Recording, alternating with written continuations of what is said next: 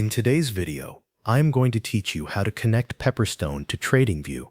To begin, make sure you are already logged into your Pepperstone account. From there, open your Secure Client area. This is where you can manage your trading account and confirm that everything is ready before you connect it to TradingView. Next, go to the Platform section inside your Secure Client area. Here, you need to check that your trading account supports TradingView integration. This is an important step because not every account type may be enabled in the same way. Once you have confirmed support, you are ready to move to TradingView. Now open TradingView, either in your web browser or in the desktop application.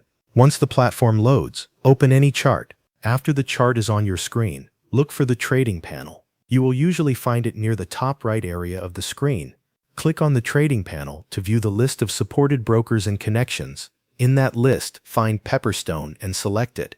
After selecting Pepperstone, click Connect to begin the login process. TradingView will then open the broker connection window where you can link your Pepperstone trading account. At this stage, enter your Pepperstone trading account login details. You will also need to choose the correct trading server for your account. Be careful here because selecting the right server is necessary for a successful connection.